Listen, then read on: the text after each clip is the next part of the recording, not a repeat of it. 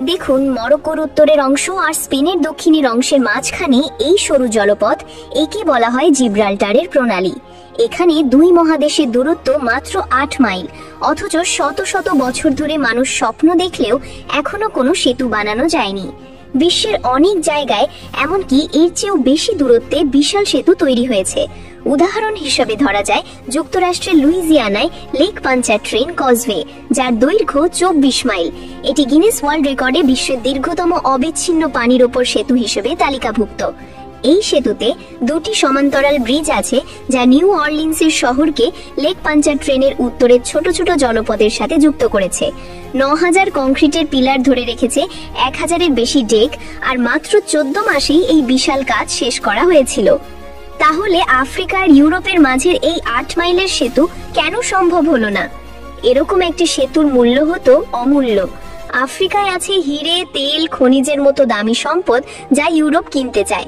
এই সেতু হলে সহজেই ব্যবসা বাণিজ্য চালানো যেত, পণ্য আসা যাওয়া করত দ্রুত এবং কম খরচে।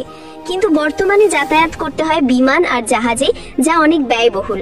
বিমান ভাড়া বেশি, জ্বালানির দাম বেশি, আবহাওয়ার কারণে দেরি হয়, আবার কাস্টমসের জটিলতাও ও বিমানবন্দর থেকে গন্তব্যে পৌঁছানোর সময়ও লাগে। জাহাজের পথেও সমস্যা আছে, কারণ এই সরু অংশে সাগরের স্রোত আর ঝড় সব সময় ভয়ঙ্কর থাকে, ফলে হীরের মতো দামি জিনিস আনতে নিতে অনেক ঝুঁকি থাকে। এই সেতু আরেকটি বড় সুবিধা দিত, কর্মসংস্থান। হাজার হাজার মানুষের জন্য কাজ তৈরি হতো, হোটেল, বন্দর, পার্ক, এমনকি নতুন ছোট ছোট শহরও গড়ে উঠত। এই দুই উপকূল হয়ে যেত নতুন অর্থনৈতিক কেন্দ্র, বিনিয়োগ বাড়ত, পর্যটন বাড়ত। ভাবুন, স্পেনের কোনো ছোট শহর থেকে গাড়ি চালিয়ে চলে যাওয়া যেত মরক্কোর কোনো সাফারি পার্কে, চা খেয়ে আর্গানয়ে কিনে আবার সন্ধ্যায় বাড়ি ফেরা যেত। কিংবা এই সেতুর ওপর দিয়ে উচ্চগতির ট্রেনে ভূমধ্যসাগর পেরোনো যেত। সেতুর পাশে গড়ে উঠত রেস্টুরেন্ট, শপিং মল, বিনোদন পার্ক আর জাদুঘর। কিন্তু দুঃখের কথা, এখনো এই সেতু বানানো সম্ভব হয়নি। প্রথম সমস্যা হলো এখানকার প্রবল স্রোত এবং ভূমিকম্পের ঝুঁকি। ধরুন, বিশাল নির্মাণ কাজ শুরু হলো, কিন্তু কিছুদিনের মধ্যেই সমুদ্রের তলদেশে কম্পন হয়ে বিশাল ঢেউ উঠে পুরো এলাকা ভাসিয়ে দিতে পারে। আরো ভয়ঙ্কর ব্যাপার, এই স্রোত এত দ্রুত এবং দিক পরিবর্তনশীল যে সেতুর কাঁচামুখে কাঁপিয়ে সংযোগ ছিঁড়ে ফেলতে পারে। ফলে সেতুর পিলার ও ভিত্তি অতি মজবুত করতে হবে, যা এই মুহূর্তের প্রযুক্তিতে অসম্ভবের কাছাকাছি। দ্বিতীয় সমস্যা হলো প্রণালীর গভীরতা। সাধারণত সেতুর পিলার সমুদ্রের তলদেশে গেঁথে বসানো হয়, কিন্তু এখানে সমুদ্রের তলদেশ অসমান, পাথুরে আর অনেক গভীর, প্রায় ৩,০০০ ফুট, যা 10টা স্ট্যাচু অফ লিবার্টিকে একটার উপর আরেকটা বসিয়ে সমান করতে হবে। এমন গভীরে পিলার বসানো মানে এক বিশাল প্রযুক্তিগত চ্যালেঞ্জ। তাছাড়া যদি ভূমিকম্প হয়, মজবুত পিলার থাকলেও তা ভেঙে যেতে পারে, আর প্রবল স্রোত তা ভাসিয়ে নিয়ে যেতে পারে। তৃতীয় সমস্যা হলো সামুদ্রিক পরিবেশ।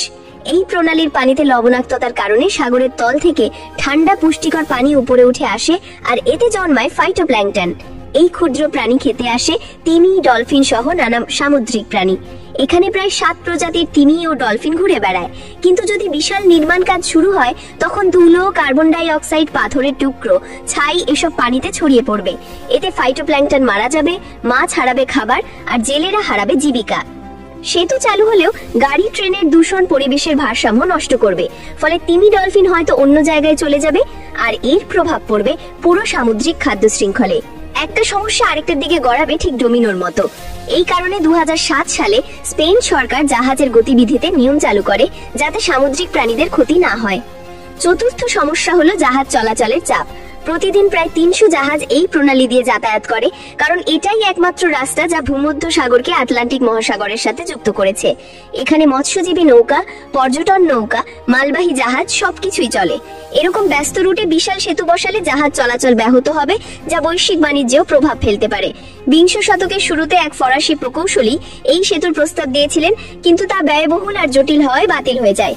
পরে 23 কিলোমিটার লম্বা টানেল প্রস্তাব করা হলেও আর্থিক আর প্রযুক্তিগত কারণে সেটিও এগোয়নি।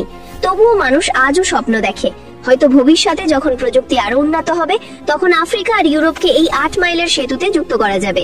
এক মজার তথ্য, কোটি কোটি বছর আগে এখানে পানিই ছিল না।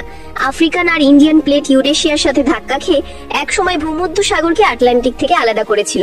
তখন এই সমুদ্র প্রায় শুকিয়ে গিয়েছিল। পরে সেই স্থল সেতু ভেঙে গেলে আবার সমুদ্রের পানি ঢুকে পড়ে, আর ধীরে ধীরে তৈরি হয় আজকের ভূমধ্য সাগর। এই ছিল পুরো কাহিনী। যদি কৌতূহল মিটে থাকে, ভিডিওতে লাইক দিন আর বন্ধুদের সাথে শেয়ার করুন। আরো এরকম গল্প জানতে পরের ভিডিওগুলো দেখতে থাকুন। ভালো থাকবেন।